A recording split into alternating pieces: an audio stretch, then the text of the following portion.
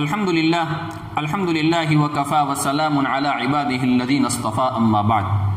محترم سامعین، آج میں آپ کی خدمت میں 15ویں پارے کا خلاصہ پیش کر رہا ہوں۔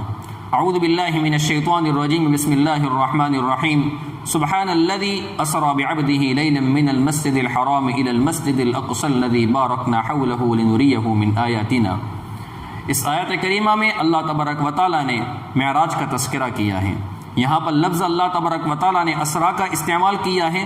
اللہ کے نبی صلی اللہ علیہ وسلم کو جو معراج کا سفر ہوا ہے وہ 2 حصوں پر مشتمل ہے۔ نمبر 1 مسجد حرام سے بیت المقدس تک کا سفر، اور نمبر 2 بیت المقدس سے عرش معلیٰ تک کا سفر۔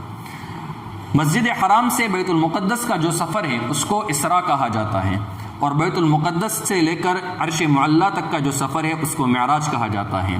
لیکن پورے واقعے کو معراج کے لفظ سے بھی تعبیر کر لیتے ہیں۔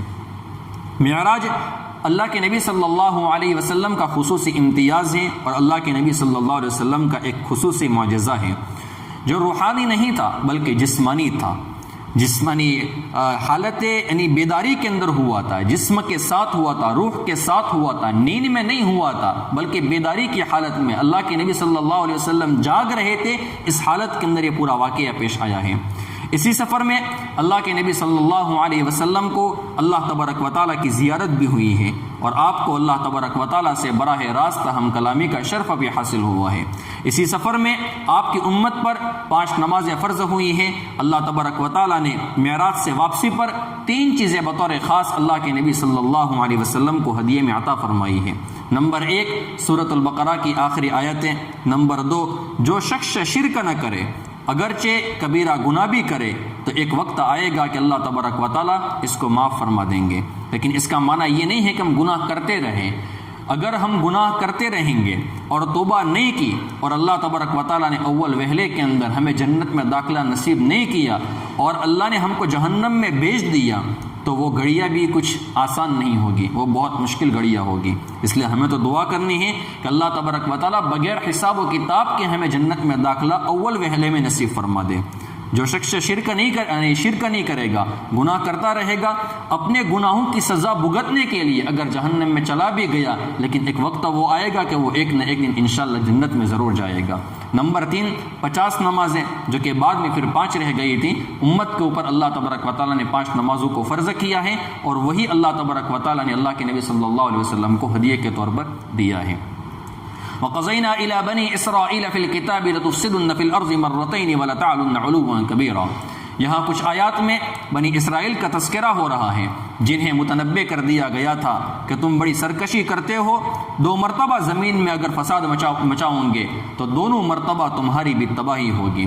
پہلی مرتبہ جب انہوں نے حضرت موسیٰ علیہ السلام کی شریعت کی مخالفت کی، انبیاء کرام علیہ السلام کو ناحق قتل کیا، تورات کے اندر رد و بدل کر دیا، شرک کیا، یہ بڑے بڑے گناہ انہوں نے کیے ہیں۔ فَإِذَا جَاءَ وَعْدُ أُولَاهُمَا بَعَثْنَا عَلَيْكُمْ عِبَادًا لَنَا أُولِي بَأْسٍ شَدِيدٍ فَجَاسُوا خِلَالَ الدِّيَارِ وَكَانَ وَعْدًا مَفْعُولًا۔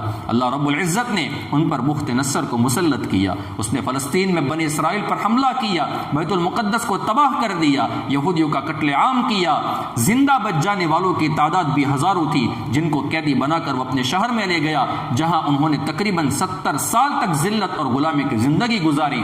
پھر اللہ تبارک و تعالیٰ نے انہیں دوبارہ خوشحالی کا موقع دیا، کثیر تعداد میں مال اور اولاد سے اللہ تبارک و تعالیٰ نے نوازا، ایک عرصہ تک فلسطین میں آباد رہے، پھر وہی کرتوت شروع کر دیے اور نافرمانیاں انہوں نے شروع کر لی۔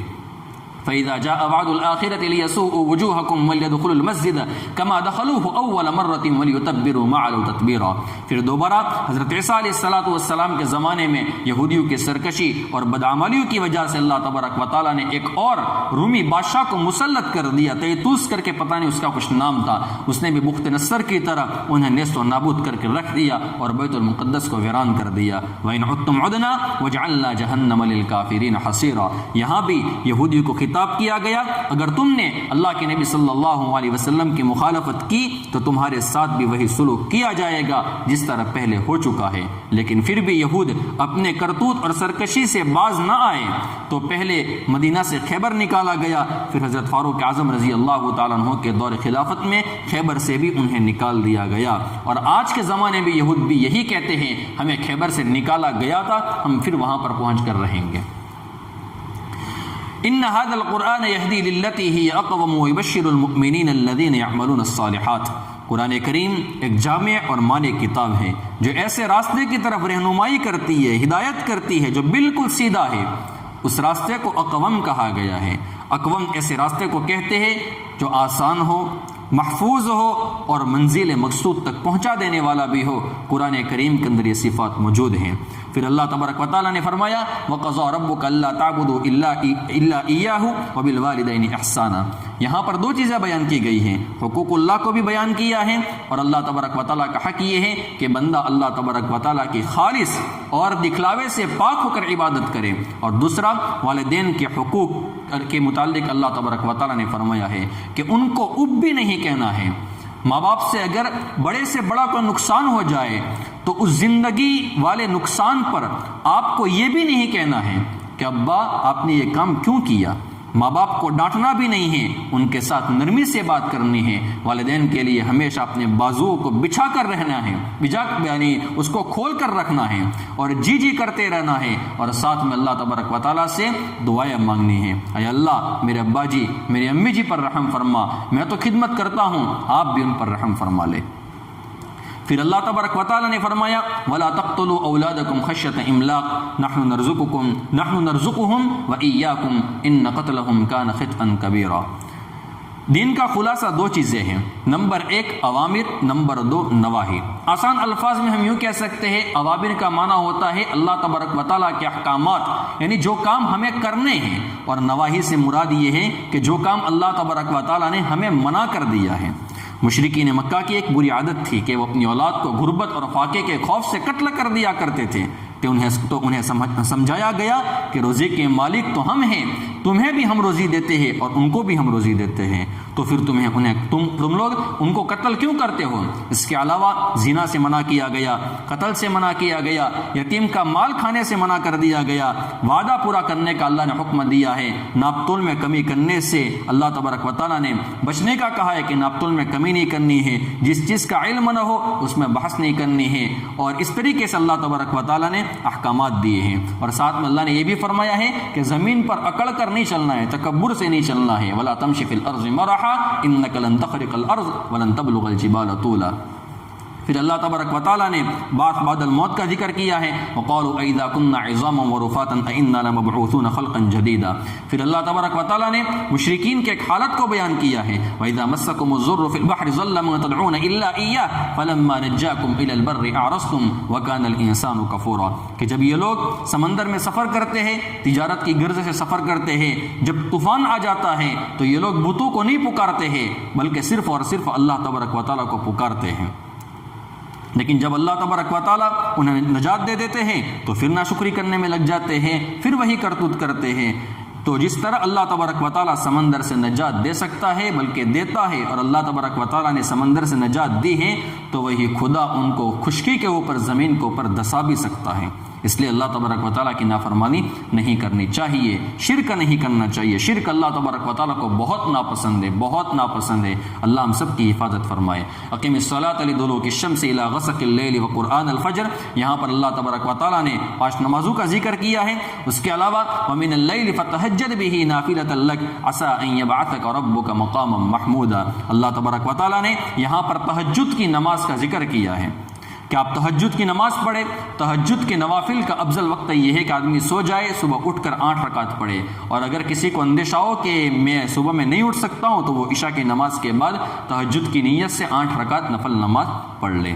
پھر اللہ تبارک و تعالیٰ نے وَيَسْأَلُونَكَ عَنِ الرُّوحِ قُلِ الرُّوحُ مِنْ أَمْرِ رَبِّي، مشرکین نے یہودیوں کے بتائے ہوئے سوالات میں سے ایک سوال روح کے متعلق کیا تھا۔ سورہ کہف کے شان نزول کے اندر آگے آ رہا ہے کہ روح کی تفصیل بتانے کی بجائے تو اللہ تبارک و تعالیٰ نے بتا دیا کہ روح کی تفصیل آپ کو بتانی نہیں ہے، میرے پیغمبر ان کو یہ نہیں بتانا ہے کہ روح کیا چیز ہے، انہیں یہ بتانا ہے کہ روح یہ میرے رب کا امر ہے، میرے رب کا حکم ہے، میرے رب کا معاملہ ہے۔ اس کی وجہ یہ ہے کہ ان کا دماغ اتنا نہیں ہے کہ وہ روح کو سمجھ سکے۔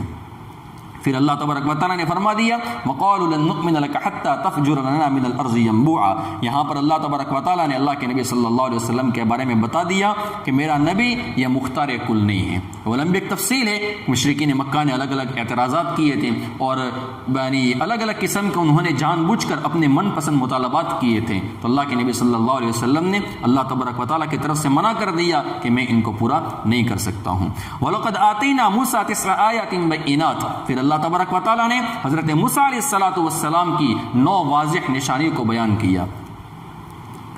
تو ان نشانیوں سے مراد یا تو معجزات ہیں یا پھر اللہ تبارک و تعالیٰ کے احکامات ہیں. اگر معجزات ہیں تو عصا ہے، ید بیضا ہے، زبان میں لکنت تھی اللہ نے دور کر دی، سمندر کے 2 حصے کر دیے، فرعونیوں پر ٹڈی کا عذاب اللہ نے بھیجا، طوفان کا عذاب بھیجا، کپڑوں میں جوئیں پڑ گئی، مینڈکوں کا عذاب بھیجا اور خون کا عذاب بھیجا. اگر اس سے مراد اللہ تبارک و تعالیٰ کے احکامات ہیں تو پھر شرک نہیں کرنا ہے، چوری نہیں کرنی ہے، زنا نہیں کرنا ہے، ناحق قتل نہیں کرنا ہے، کسی بے گناہ پر جھوٹا الزام لگا کر اسے قتل لیا سزا کے لیے پیش نہیں کرنا ہے، جادو نہیں کرنا ہے، سود نہیں کھانا ہے، پاک دامن عورت پر بدکاری کی تہمت نہیں لگانی ہے اور میدان جہاد سے پیٹ پھیر کر بھاگنا نہیں ہے. پھر اللہ تبارک و تعالیٰ نے اپنے ناموں کا ذکر کیا قل ادعوا اللہ او ادعوا الرحمن ایما تدعوا فلہ الاسماء الحسنى. ایک مرتبہ اللہ کے نبی صلی اللہ علیہ وسلم دعا مانگ رہے تھے اور دعا میں یوں فرما رہے تھے یا اللہ یا رحمان. تو مشرکین کہنے لگے ہمیں تو کہتے ہیں کہ ایک خدا کو پکارو اور خود 2 خداؤں کو پکارتے ہیں.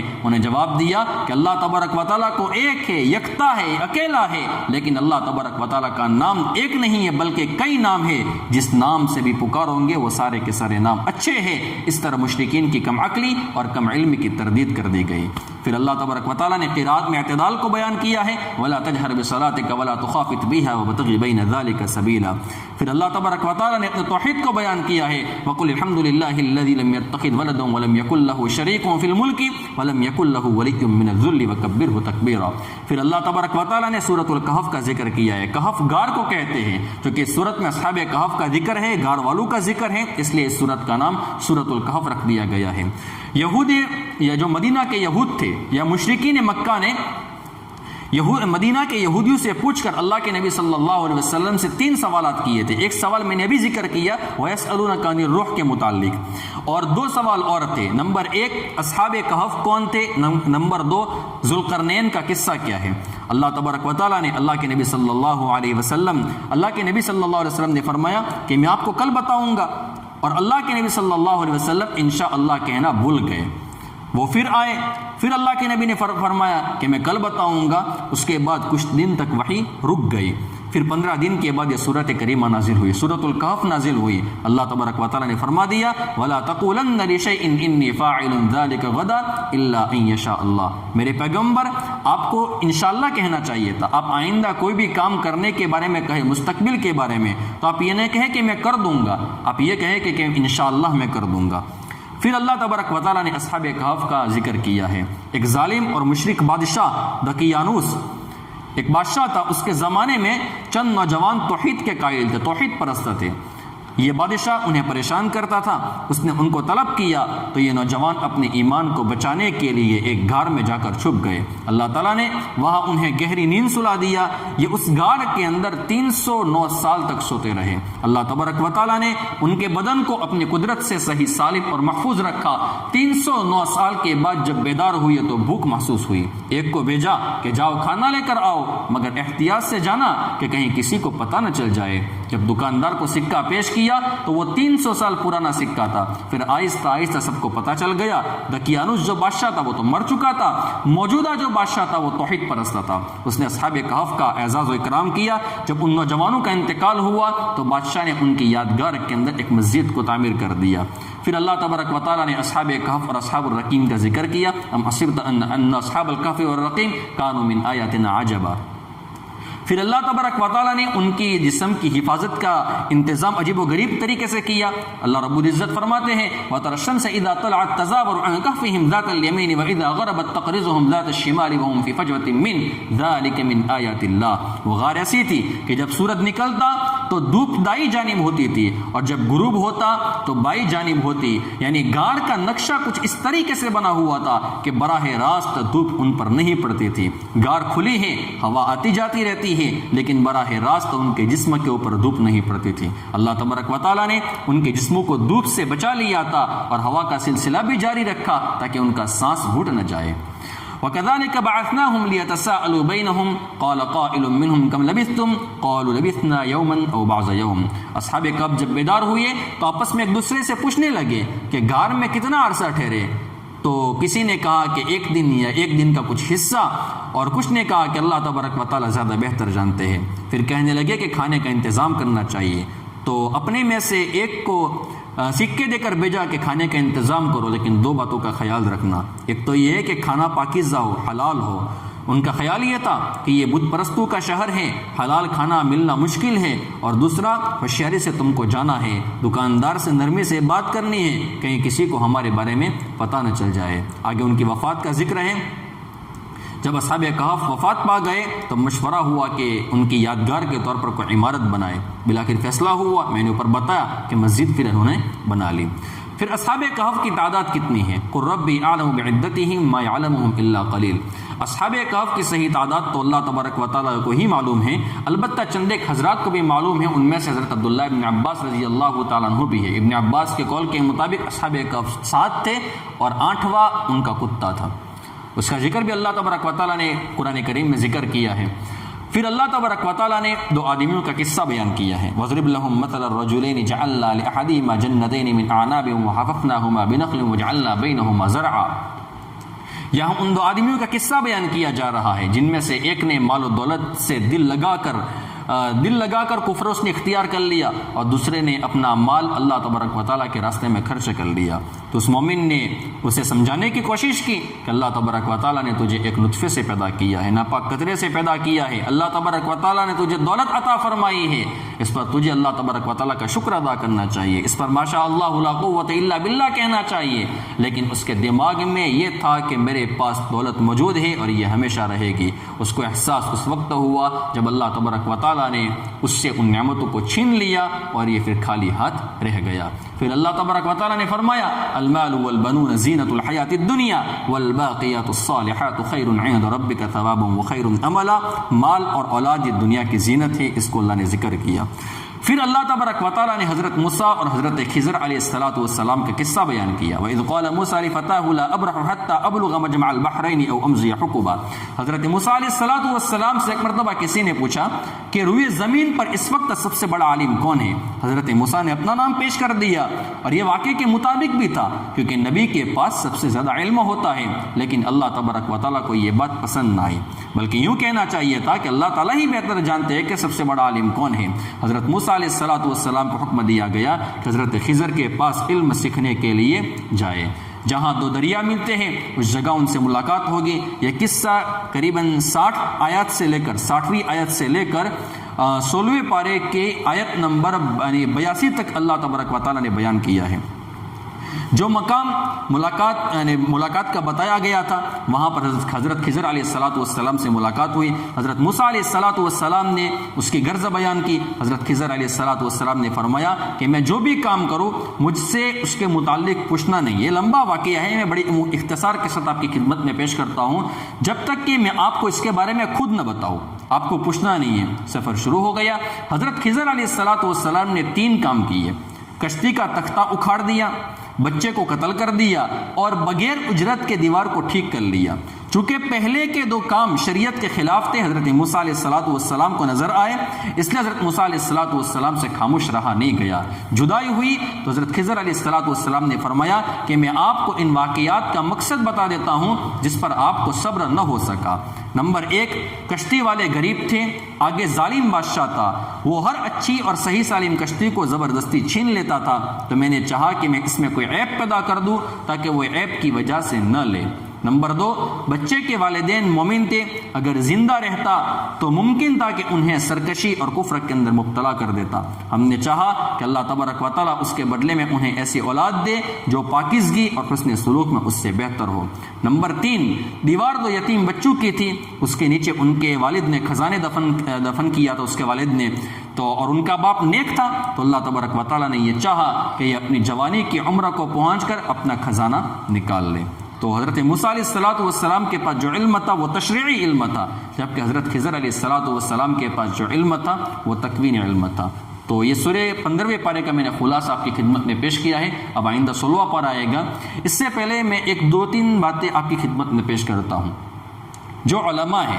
ایک بات تو یہ ہے کہ اللہ تبارک و تعالیٰ نے فتنہ دجال سے بچنے کے لیے سورۃ الکہف کا انتخاب کیا ہے۔ تو اس کا انتخاب اللہ تبارک و تعالیٰ نے کیوں کیا ہے؟ بظاہر تو دجال کا نام اور فتنہ دجال کا ذکر بھی یہاں پر تو نہیں ہے، بظاہر نہیں لگتا ہے ہمیں، لیکن اگر آپ اس کا گہرائی سے مطالعہ کریں تو آپ اچھی طریقے سے اس کو سمجھ سکتے ہیں۔ فتنہ دجال کو سمجھنے کے لیے اور سورۃ الکہف کا انتخاب کیوں ہوا ہے، اس کو سمجھنے کے لیے مولانا مناظر حسن گیلانی رحمۃ اللہ علیہ کی کتاب ہے فتنہ دجال کے نمایاں خد و خال، اس طریقے سے کچھ نام ہیں، اس کتاب کا ضرور مطالعہ کریں۔ حضرت مولانا علی میاں ندوی رحمۃ اللہ علیہ کی بھی ایک کتاب ہے جو سورۃ الکہف کی یعنی تفسیر کی روشنی میں اس کو لکھا گیا ہے، اس کا بھی مطالعہ کریں۔ اور سورۃ الکہف کو موجودہ یعنی فتنہ دجال کو موجودہ زمانے کے اندر اس کو سمجھنے کی ہم کوشش کریں۔